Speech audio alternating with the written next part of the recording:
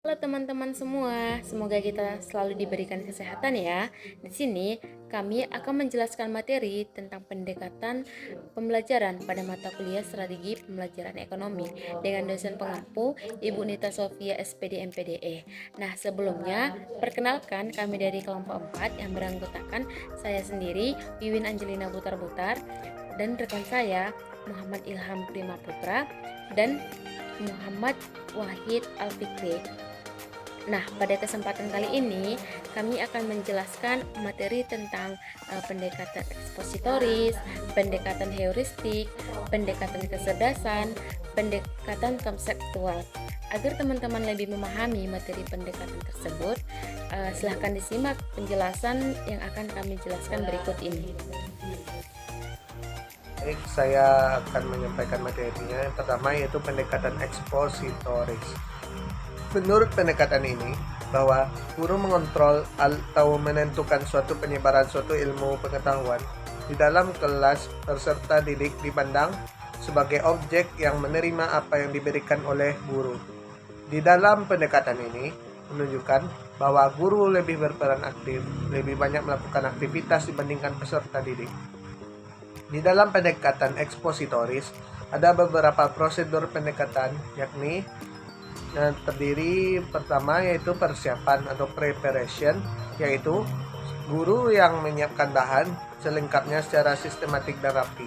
Yang kedua yaitu pertautan atau apperception, bahan terdahulu, yaitu guru bertanya atau memberikan uraian singkat untuk mengarahkan perhatian siswa kepada materi yang telah diajarkan. Yang ketiga yaitu penyajian atau presentation terhadap bahan yang baru, yaitu guru menyajikan dengan cara memberi ceramah atau menyuruh siswa membaca bahan yang telah dipersiapkan, diambil dari buku, baik diambil dari buku, teks tertentu atau ditulis oleh guru. Yang terakhir yaitu evaluasi atau recitation, yaitu guru bertanya dan siswa menjawab sesuai dengan bahan yang dipelajari, atau siswa yang disuruh menyatakan kembali dengan kata-kata sendiri pokok-pokok yang telah dipelajari oleh baik itu secara lisan ataupun secara tulisan. Selanjutnya yaitu pendekatan heuristik. Pendekatan heuristik merupakan pendekatan pengajaran yang menyajikan sejumlah data. Peserta didik diminta untuk membuat kesimpulan menggunakan data tersebut. Implementasinya di dalam pengajaran menggunakan metode penemuan dan inquiry. Pendekatan heuristik dibagi menjadi dua, yaitu yang pertama inquiry. Inquiry merupakan kemampuan meneliti siswa tanpa guru memberikan apa-apa, dalam artian guru membebaskan siswa untuk menentukan objek belajarnya sendiri. Selanjutnya yaitu discovery atau menemukan. Discovery ini merupakan suatu metode agar siswa dapat menemukan cara-cara menentukan konsep sendiri.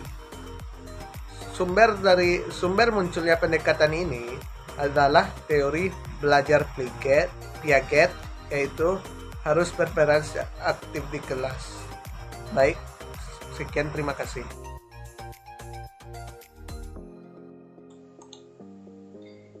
Baik, terima kasih atas kesempatan yang telah diberikan. Di sini saya akan menjelaskan terkait pendekatan kecerdasan. Pendekatan kecerdasan merupakan suatu pendekatan di mana seorang guru harus mengetahui tingkat kecerdasan peserta didik agar dapat membantu peserta didik jika mengalami kesulitan dalam belajar. Gardner menyatakan setidaknya ada 9 kecerdasan yang patut diperhitungkan. Kesembilan kecerdasan tersebut adalah, yaitu yang pertama adalah kecerdasan linguistik. Kecerdasan ini adalah dalam mengolah kata. Kemudian kecerdasan logis matematis. Kecerdasan logis matematis adalah kecerdasan dalam hal angka dan logika. Kemudian ada kecerdasan spasial. Kecerdasan spasial mencakup berpikir dalam gambar, serta kemampuan untuk menyerap, mengubah, dan menciptakan kembali berbagai macam aspek dunia visual spasial. Kemudian ada kecerdasan musikal. Ciri utama dari kecerdasan ini adalah kemampuan untuk menyerap, menghargai, dan menciptakan irama dan melodi. Kemudian ada kecerdasan naturalis. Kecerdasan naturalis adalah kemampuan dan kepekaan terhadap alam sekitar. Kemudian ada kecerdasan kinestetik jasmani. Kecerdasan ini adalah kecerdasan terkait fisik. Kecerdasan ini mencakup bakat dalam mengendalikan gerak tubuh dan keterampilan dalam menangani benda. Kemudian adalah kecerdasan antar pribadi. Ini adalah kemampuan untuk memahami dan bekerja sama dengan orang lain. Kemudian ada kecerdasan intrapribadi. Orang kecerdasan intrapribadi yang sangat baik dapat dengan mudah mengakses perasaannya sendiri, membedakan berbagai macam keadaan emosi, dan menggunakan pemahamannya sendiri untuk memperkaya dan membimbing hidupnya. Kemudian ada kecerdasan eksistensialis. Kecerdasan ini adalah kecerdasan yang cenderung memandang masalah-masalah dari sudut pandang yang lebih luas dan menyeluruh serta menanyakan untuk apa dan apa dasar dari segala sesuatu. Yang selanjutnya adalah pendekatan kontekstual. Nah, Burns dan Harrison pada tahun 2021 menyatakan bahwa pembelajaran dengan pendekatan kontekstual adalah suatu konsep pembelajaran yang dapat membantu guru menghubungkan materi pembelajaran dengan situasi nyata dan memotivasi siswa untuk membuat koneksi antara pengetahuan dan penerapannya di kehidupan sehari-hari dalam peran mereka sebagai anggota keluarga, warga negara, dan pekerja, sehingga mendorong motivasi mereka untuk bekerja keras dalam menerapkan hasil belajarnya. Nah, beberapa komponen dari pendekatan ini yang pertama yaitu konstruktivisme.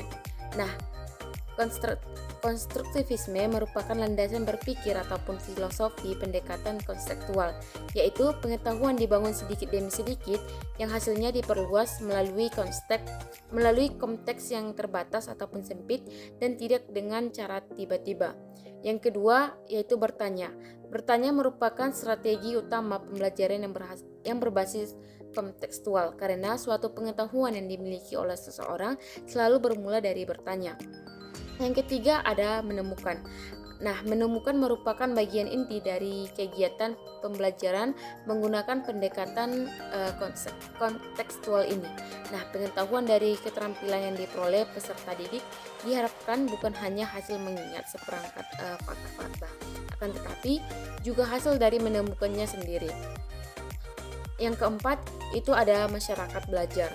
Nah, di masyarakat belajar ini mereka belajar menyarankan agar hasil pembelajaran diperoleh dari kerjasama dengan orang lain.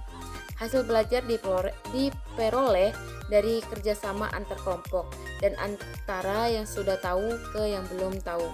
Yang kelima ada pemodelan. Dalam sebuah pembelajaran keterampilan tentu ada model yang bisa ditiru.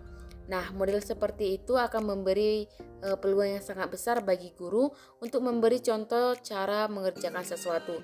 Dengan begitu, guru memberikan model tentang bagaimana cara belajar. Nah, yang keenam ada refleksi. Nah, refleksi adalah cara berpikir tentang apa yang baru dipelajari atau berpikir ke belakang tentang apa yang sudah kita lakukan dan hal belajar di masa yang lalu. Nah, refleksi merupakan respon terhadap kejadian, aktivitas, atau pengetahuan yang baru diterima. Selanjutnya ada penilaian sebenarnya. Nah, penilaian sebenarnya ini adalah proses pengumpulan berbagai data yang bisa memberi gambaran perkembangan belajar peserta didik. Baiklah, demikianlah pemaparan materi dari kelompok 4. Semoga materi yang telah dipaparkan dapat bermanfaat bagi kita semua. Kami dari kelompok 4 memohon maaf apabila ada kesalahan kata dalam penyampaian. Sekian dan terima kasih.